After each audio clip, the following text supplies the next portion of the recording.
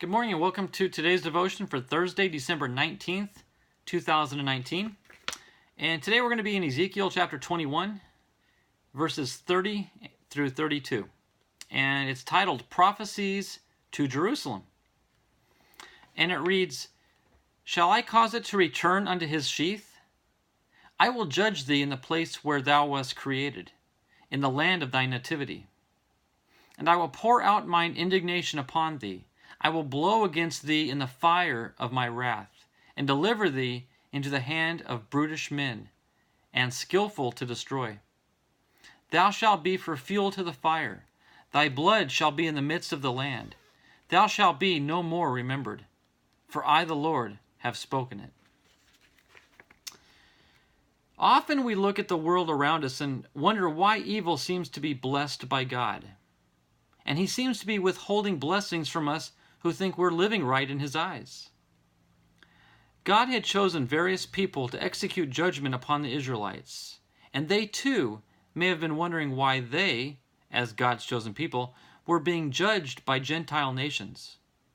That must have been adding insult to injury for his people. God does what he does, and we do not always get to understand the full picture of his sovereign ways. Yet, even when he uses events and people that seem unusual to accomplish his work, he will never forget who belongs to him and who does not. Our devotional passage for today illustrates that point. The Babylonians would be God's tool for exercising judgment on Israel. Yet, due to their own evil, they would be judged someday. While God may or may not execute judgment on our country as a nation, he is still in the business of keeping his children in line. The truth is, sometimes he must chastise us to get us back on his program and being in his will. Being a child of God does not mean that he will not use those who are not his children to be the tools of correction. So when it seems the unbelieving world is after us, we might do a check to see if we are where he wants us to be. And our final thought is, God is busy, either causing or allowing every event in our lives to the smallest detail.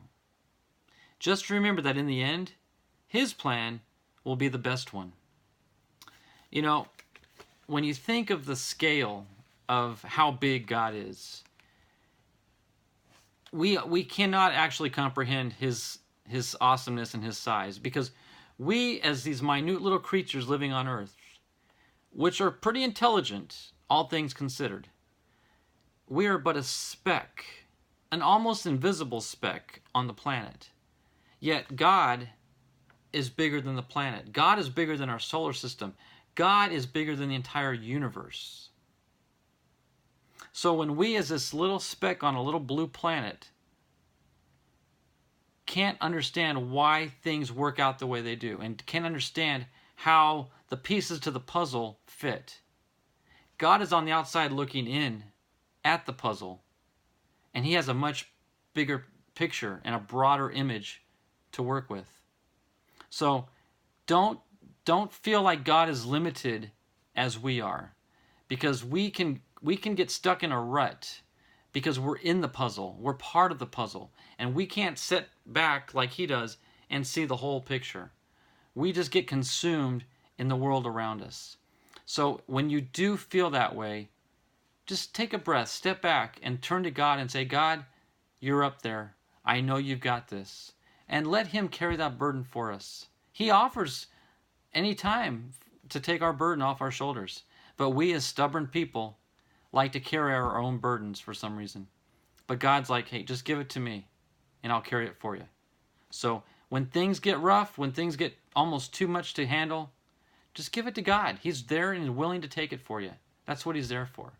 So I hope this has been a blessing to you. I hope you have a great, wonderfully blessed day, and we'll catch you all tomorrow. Bye-bye.